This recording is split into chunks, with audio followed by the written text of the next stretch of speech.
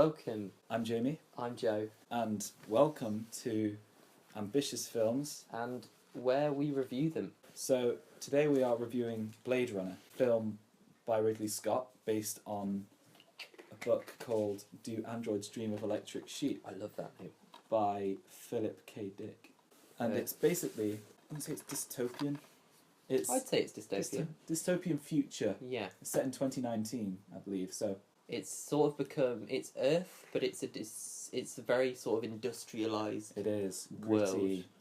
Gritty. Everything's sort of flashing neon signs. And very... Quite oppressive, large buildings. Yeah, dark and dank. It always seems to be nighttime, which I like. It basically follows a character called Deckard, Rick Deckard. He is a Blade Runner, and they were used to kill rogue replicants who are artificial humans used for slavery off-planet. Hang on. Now, before we get into the nitty-gritty of this film, we would suggest you go away and watch it if you haven't already. Absolutely. We're going to be talking about the final cut version, which we have here, because there's about 7 different versions. Basically, the final cut one is the one you need to get. It's the best one, supposedly. That's the one we're going to be talking about. It's a great film. Go away, watch it. You're back. So right at the beginning, the first thing I noticed, which kind of furthers the general attitude of replicants are less than human, is the bit of text at the beginning says that Blade Runners, what they did was not called execution, it was called retirement. Almost like they're not valid beings to be executed. They can't be executed because they're not living. Exactly. This raises an important question that the film, in a way, tries to answer.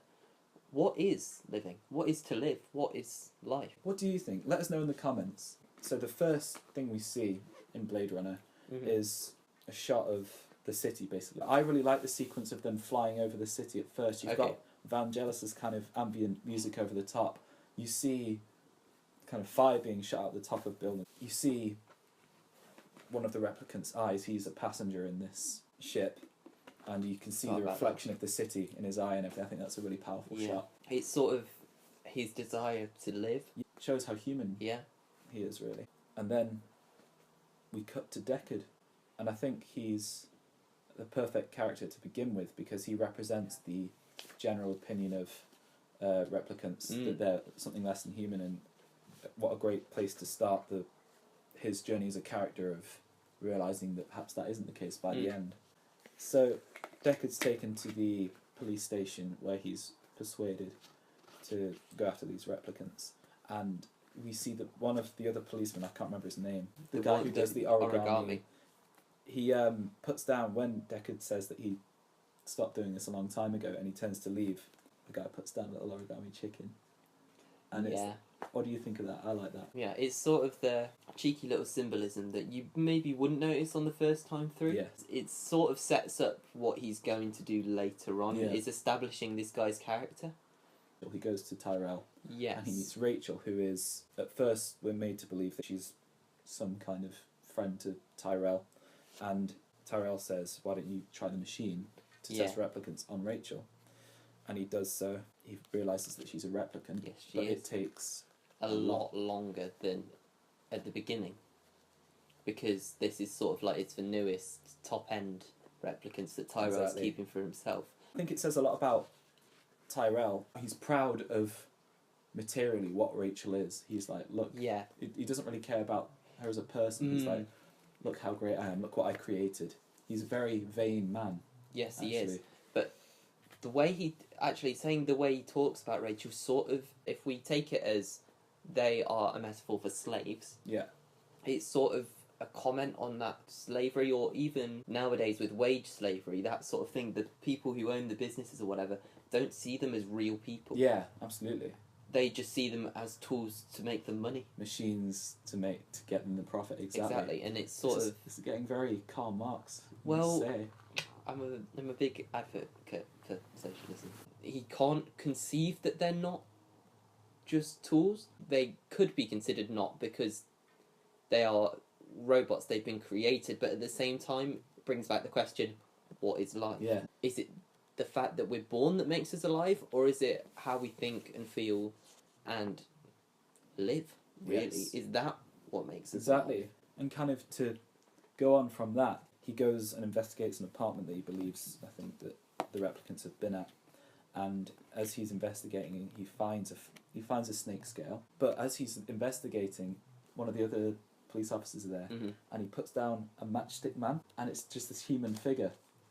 And I thought that was one of the most powerful shots in the whole film, actually. I like that you couldn't tell, is that a replicant or is it human? Does it matter? It's a very important comment. How are we distinguishing the difference? Because they look the same. Exactly. They are the same in appearance. And if they appear the same, are they not the same? Well, exactly.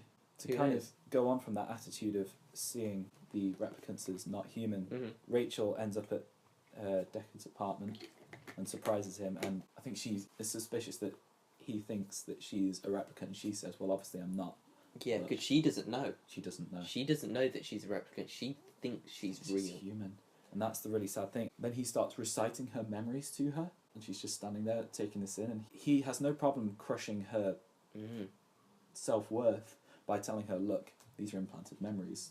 It's not you. Because in his mind at that moment, they're not real people, so what does it matter if he ruins their life? And then he tries to take it back, but the damage is already done. Because this is as close he's got to a replicant, really, isn't it? Normally, they're just... the job is just what he's got to take out. That's that. He kills them, full stop, the end. Now there's something more. They're standing in front of him, and maybe they're more than just robots. Perhaps there's a comment there on police brutality. Well, if we go to a sort of a racist view of it, if we take it as sort of replicants are being viewed as lesser, perhaps in a segregated society where it's a person of colour, perhaps, who is being targeted by the police purely because of their colour, purely because of where they're from. And then they see them as not on the same level, they see them as less than a person. And then this is him sort of interacting with someone who, from just a different background, really, almost, and seeing that they are in fact real people, and that's important. That's an interesting... Everyone's a person, everyone's family. Exactly. After he tells Rachel that there's no more dialogue, there's just some ambient sax music, and he goes out onto the balcony. You see all this drawn CGI. It looks very 80s. Everything just came together. The music, the design, the drawing of the CGI and everything, and the actors. It all came together. Incredible, yeah. I feel like I'm there in this horrible dark It's so city. immersive. That's it. I feel like that's sort of what makes it such a good film. Yes. Why it does appeal, because it drags you into it so well. That's one of the things I love about the film so much. There's a universe you can believe. It's like a snapshot of a universe. You're being let into a little window of this universe, and that's all you get to see. But you can see that things came before and that things will come after. Yeah. But you're only what's important. They're saying, look, there's a story to be told here, and to tell you, we're going to show you this little section of this universe. Then we go on to the unicorn dream. The unicorn dream, which is you see it, and in the moment you're like, that's really weird. It's really weird. But then you forget about it. You do. You don't give it a second thought. You remember it subconsciously, but you're like, unicorn dream. Okay. You're like, what was that about? Maybe half an hour after the film, you're like, oh yeah, that was that bit with the unicorn. Yeah. What on earth was that about? And I found the definition for unicorn. And but Jamie, tell us, what is the definition of a unicorn? It says it. There was an analysis of unicorns, and but what I took from it was that it's a symbol of purity and grace, which I think, seeing as if we're saying that Deckard could be a replicant. Are we saying that? They've seen it. We told them to go away and watch it. If you haven't seen it, spoilers. Yeah, right there. He could. But I thought that the symbol of purity and grace that the unicorn conveys is reflective of replicants. I don't know. They seem a lot more perfect than humans. And a unicorn is like a horse, which is a real animal, but a unicorn is slightly different. A bit like a replicant, a bit more special. And I feel like the beautiful and kind of pure imagery that dream throws at you shows. Yeah, it juxtaposes the kind of the gritty, dark setting. And if Deckard is a replicant, then we go with the idea that the replicants don't really want that life of the gritty stuff. They just want to be free and to be happy. In the books, it focuses on this big idea that people who own animals are seen as like the highest members of society, real animals, not like fake replicant animals. And that's where the title comes from, Do Androids Dream of Electric Sheep? So do replicants have the same dreams as us? And if Deckard is a replicant and he's dreaming of a unicorn, it's not an electric sheep, but it's the same thing to the same effect. But yes, let's roll with that. All the real animals having been replaced by these replicant animals, you could almost see that as the same as happening with humans, almost.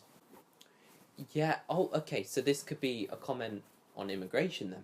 Immigration, exactly. Because there's that threat that maybe the humans feel, because they've come from off-planet. They have come from off-planet, coming to our world. Who says it's ours? I mean, exactly. That's ridiculous. It's sort of saying that these people are scared of them because they have the potential to be better and to come and take what's ours. Yeah. The next big significant event is Zora's death. He traces the snake scale to some isn't it entertainment business. She's like an entertainment business, ladies and gentlemen. An entertainment business. I don't know how to describe her. She's like a stripper, but she's got a snake around her neck. What do you call that? Bestiality. Yeah, it's a strip club. It ends up that he's chasing Zora through the streets, and there's probably one of, if not the favourite shot of mine of the entire film, or go on, shots. So he shoots her, and she crashes into a shop. The glass starts shattering. It goes slow motion. You get this weirdly quite beautiful sax music. The glass is shattering, and as it's turning, it's catching the light, and all these colours and stuff are being thrown in all directions. Yeah. She's surrounded by mannequins, which I think is very significant.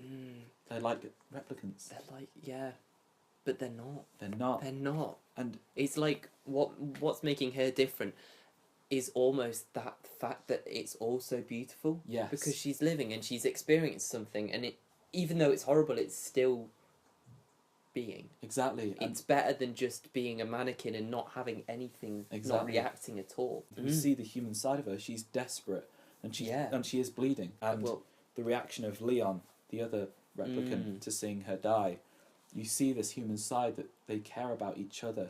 Of course, they care about their life. You know, it's almost more valuable to them because it's so short. They value it more than us, and it's like we're just abusing them because of it. But the reaction of Leon when he then goes and starts beating Deckard up, he kind of takes relish in the fact that he's about to kill Deckard, and he says, "There's nothing worse than having an itch you can't scratch.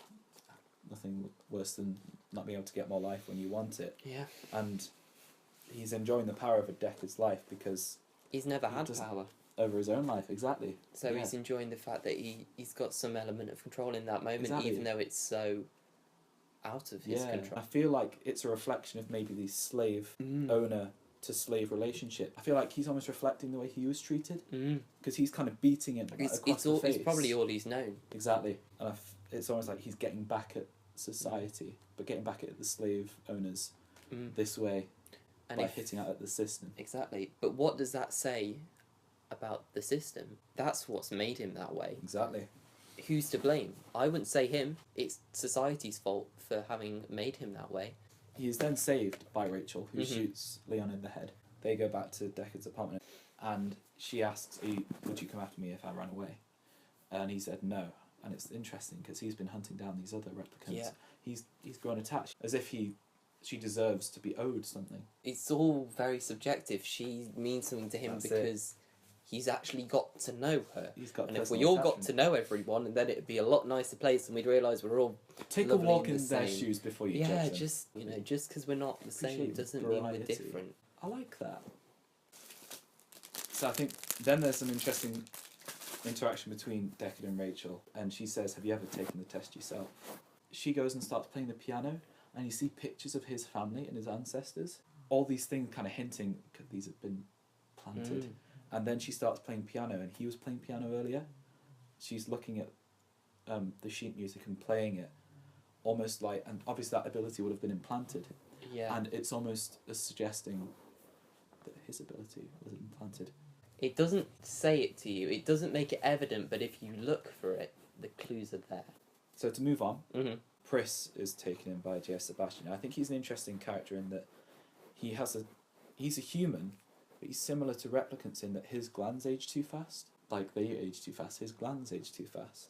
The fact that he is similar to them, and he's again then probably viewed in certain degrees as less. Like, even though they're the same, he's viewed as more because he's a human. This could be a comment very much on white privilege. Yeah. So white people, even when they are homeless, they are still better off and have a better chance of escaping homelessness than a person of colour. Yes, Just because they are white, and so people are more likely to employ them, which is ridiculous. Like, but it is a why? fact. It is a fact, Sadly. and it shouldn't be, but it is, and it's that same sort of thing. He is allowed to work and to live, despite the fact he is the same as them. One key difference makes all the difference. Exactly. So they go and they make J.F. Sebastian take them to Eldon Tyrell, and then Roy kills Tyrell in a quite a graphic way. Basically squishes his eyes and crushes his head a bit. But yeah. If we're talking about what that represents, he is the head of sort of the corporation that has created the society they live in. Yes. They cut off the head of the snake. Nothing changes. No. It's saying it's not as simple as just destroying the thing that has made it that way, because they already have, and so it's ingrained. The system's too powerful. Exactly. And it's sort of like, well, what can you do now? Then we move on to Deckard arriving at J.F. Sebastian's place, and he encounters Roy. And this is a really good scene. That the whole, from start to finish, I think it shows how brilliant of an actor Harrison Ford is, and it's Rutger Hauer, right? Rutger Hauer. Then Roy plays a game with Deckard. He does, I'm going to let you have a head start. And it's like a hide and seek thing. He counts. Yeah. And I think that's really interesting, because he's like an adult, but he's only 4. And it's almost like he's like a child playing a game with him. Or it seems to be. Obviously it's a deadly game, but I find that really quite a powerful bit. Roy is dying, basically. He's reaching the end of his lifespan, and he's trying to, and he's going, not yet, and he's sticking nails into his hand to try and keep himself going away. Yeah. A more extended metaphor, similar to what we saw earlier with Leon beating up Deckard, in that he's hunting Deckard to teach him. Yeah. He's saying how unfair slavery is, because he talks a lot about sportsmanship. Yeah. It's like, that wasn't very sportsmanlike. Yeah. And all this to say, how, well, it's not fair, is it? That's what it is. That's what slavery is. He's again sort of exerting the only power he's ever had. Exactly. So then Deckard tries to jump across buildings and barely makes it. Roy makes a jump perfectly. Yeah. He's superior to Deckard. He's better. He is. He's suddenly got the upper hand. He is Deckard, who is a human, is higher up in society, is clinging to this bar, trying not to fall. Roy Batty, just a replicant, has got the upper hand. Hunter becomes the hunted, basically, is the situation.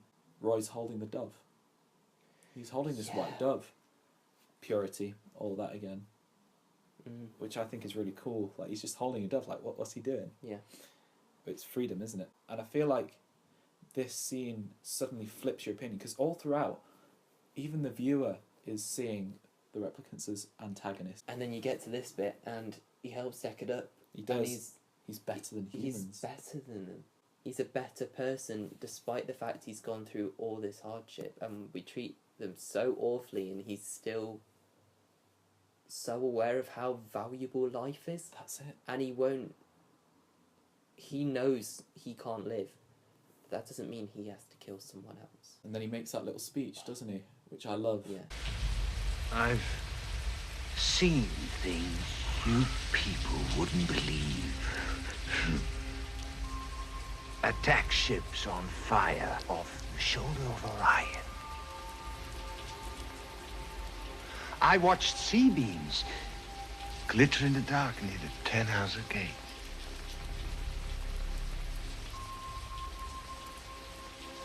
All those moments will be lost in time. Like tears in rain. Time to die.